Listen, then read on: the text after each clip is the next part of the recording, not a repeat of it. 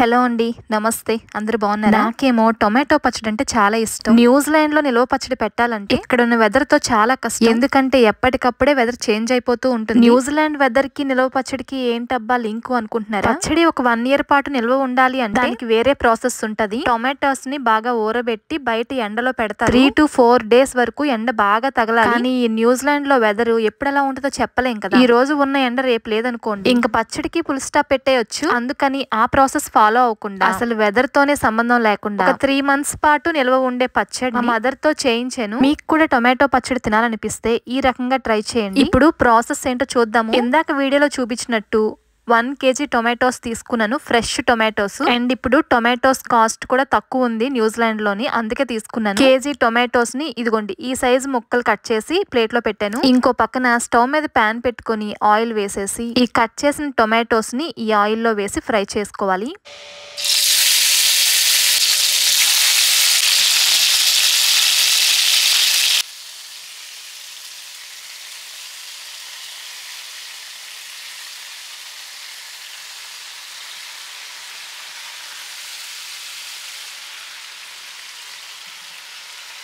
ఇప్పుడు ఈ టొమాటోస్ ని ఆయిల్లో బాగా మగ్గనివ్వాలండి. ఈ పచ్చడి పెట్టుకోవడం చాలా సింపుల్ అండ్ ఈజీ, తొందరగా అయిపోతుంది. ఒకే ఒక్క రోజు కష్టపడి ఈ పచ్చడి పెట్టేసుకున్నారనుకోండి 3 months వరకు చూడక్కర్లేదు, అంత బాగుంటది, అస్సలు పాడవదు.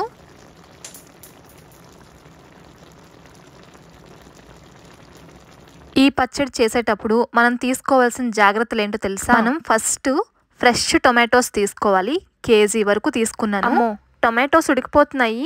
కరెక్ట్గా ఈ టైంలోని చింతపండు వేసుకోవాలి. ఇదిగోండి మా మదర్ చూపిస్తున్నట్టు ఇంత సైజు చింతపండుని ఇందులో వేస్తున్నారు. ఈ టొమాటోస్ తో పాటు చింతపండు కూడా ఉడికిపోతుంది. ఇప్పుడు మళ్ళీ బ్యాక్ టు టాపిక్ వద్దాము. అదేనండి, పచ్చడి చేసేటప్పుడు తీసుకోవాల్సిన జాగ్రత్తలు. టొమాటోస్ మీద ఒక్క చుక్క నీరు కూడా లేకుండా బాగా ఆరపెట్టుకున్నామా, అవి కట్ చేశాక ప్లేట్ లో వేసుకుంటాం కదా, ఆ ప్లేట్ కూడా కొంచెం కూడా తడిగా ఉండకూడదు.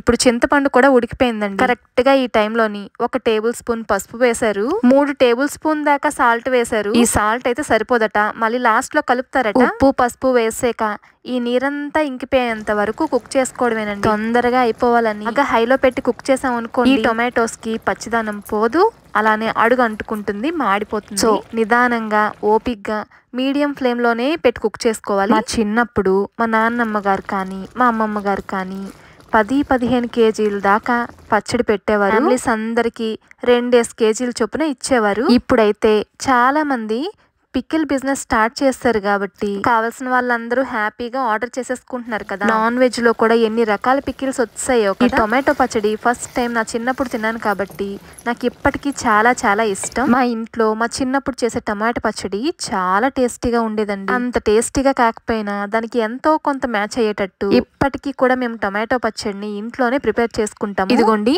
నీరంతా ఇంకిపోయింది, స్టవ్ ఆఫ్ చేసి బాగా చల్లారిన తర్వాత ఒక పెద్ద మిక్సీ జార్ లోకి ట్రాన్స్ఫర్ చేస్తున్నాను. ఇప్పుడు తీసుకోవాల్సిన జాగ్రత్త ఏంటో తెలుసా? ఈ మిక్సీ జార్ లో కూడా ఒక్క డ్రాప్ వాటర్ కూడా ఉండకూడదు. మనం పెట్టేది ఓన్లీ 1 kg టొమాటో పచ్చడి కాబట్టి ఈ పెద్ద మిక్సీ జార్ లో ఒకే ట్రిప్ లో గ్రైండ్ ఈజీగా చేసేయచ్చు. ఇంకా మూత పెట్టేసి ఫైన్ పేస్ట్ చేసేసుకోవడమే. న్యూజిలాండ్ లో ఉన్నోళ్ళు ఎవరైనా నా వీడియో చూస్తున్నట్లయితే ఇప్పుడు ఎలానో టొమాటోస్ కాస్ట్ తక్కువే ఉంది కాబట్టి 1 kg లేదంటే ఒక 1/2 kg టొమాటోస్ తీసుకొచ్చి ఈ స్టైల్లో ఒకసారి టొమాటో పచ్చడి పెట్టి చూడండి. టేస్ట్ ఎలా వచ్చిందో కింద కామెంట్ చేయడం మాత్రం మర్చిపోకండి. ఇప్పుడు ఈ టొమాటో పచ్చడికి తాలింపు పెట్టాలి. దీనికోసం 12 దాకా వెల్లుల్లి రెబ్బలు తీసుకున్నాను. ఇదిగోండి ఈ కప్పుతో కారం తీసుకున్నాము. వెల్లుల్లి కూడా పెద్ద పెద్దవిగా ఉన్నాయి కాబట్టి ఇలా చిన్న ముక్కలుగా కట్ చేస్తున్నారు. ఇప్పుడు తాలింపులోనే ఉంటదన్నమాట టేస్ట్ అంతా కూడా. ఇప్పుడు ఒక ప్యాన్ తీసుకొని 1 kg పచ్చడి తాలింపుకు సరిపడగా ఆయిల్ వేసుకోవాలి.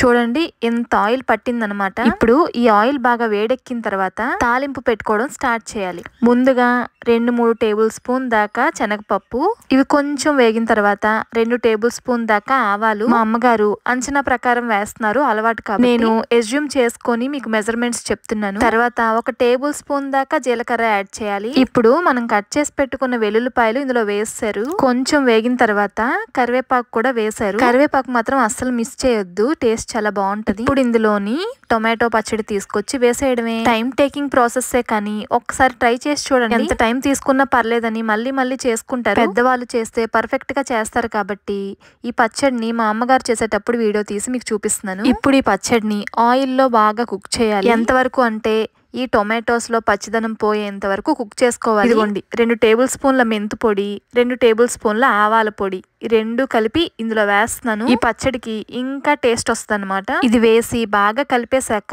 ఇప్పుడు కారం వేస్తున్నాము. 1 కప్పు దాకా కారం పడుతుందండి. కారం వేసేసి బాగా కలిపేయాలి. ఈ పచ్చడి చేసేటప్పుడు ఏ రకంగానూ వాటర్ అనేది ఇందులోకి తుల్లకూడదు. సింగిల్ డ్రాప్ ఆఫ్ వాటర్ పడినా కూడా ఈ పచ్చడి పాడైపోతుంది, అంటే తొందరగా బూజు పట్టేస్తుంది. మనం వంట చేసేటప్పుడు మధ్యలో ట్యాప్ దగ్గర మన హ్యాండ్స్ వాష్ చేసుకుంటూ ఉంటాం కదా, కరెక్ట్ గా ఆ టైంలోని మనకు కూడా తెలియకుండా మన చేతికి ఉన్న వాటర్ అనేది ఆ డ్రాప్స్ ఈ పచ్చడిలోకి తుల్లే అవకాశం ఉంటుంది. ప్రాసెస్ అంతా మంచిగా ఫాలో అయినా కూడా ఎందుకు పచ్చడికి బూజు పట్టిందా అని మనకు అర్థం కాదు. సో ఆ జాగ్రత్తలు అనేవి తప్పకుండా తీసుకోవాలి. ఇంకా పచ్చడి విషయానికి వస్తే స్టవ్ అయితే ఆఫ్ చేస్తారు. ఇటు మొత్తం ఇదే ప్యాన్ లో మూత పెట్టేసి అలా ఉంచారు. నెక్స్ట్ డే మార్నింగ్ కి పచ్చడి అయితే ఇలా ఉంది. నూనె అంతా కూడా ఒక సైడ్ కి ఇలా తేలిపోయింది. పచ్చడి అనేది పర్ఫెక్ట్ గా రెడీ అయిపోయిందండి. ఒక పాయింట్ చెప్పడం మర్చిపోయాను. మధ్యలో ఎక్కడైనా మీకు సాల్ట్ తక్కువైనట్లు అనిపిస్తే గనక స్టవ్ ఆఫ్ చేసే ముందు సాల్ట్ యాడ్ చేసుకొని బాగా కలిపేసి ఆపేయాలి. మేమైతే అలానే చేసాము, బట్ ఆ క్లిప్ మిస్ అయ్యింది, అందుకే మీకు కనబడలేదు. ఇప్పుడైతే పచ్చడి రెడీ అయిపోయింది కాబట్టి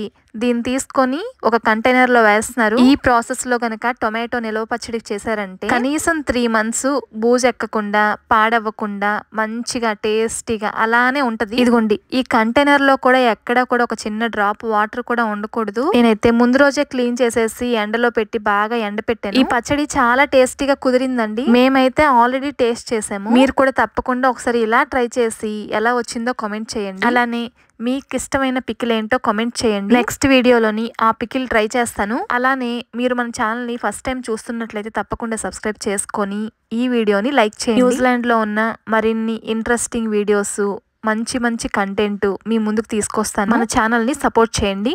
పచ్చడి చాలా కలర్ఫుల్ గా కనిపిస్తుంది కదా, చూస్తుంటే ఇప్పుడే టేస్ట్ చేయాలనిపిస్తుంది కదా. ఇంకెందుకు లేట్, వెంటనే మార్కెట్కి వెళ్ళిపోయి టొమాటోస్ తీసుకొచ్చి ఈ పికిల్ని ట్రై చేసేయండి. ఇంకో మంచి తెలుగు వంటతో మళ్ళీ కలుద్దాము.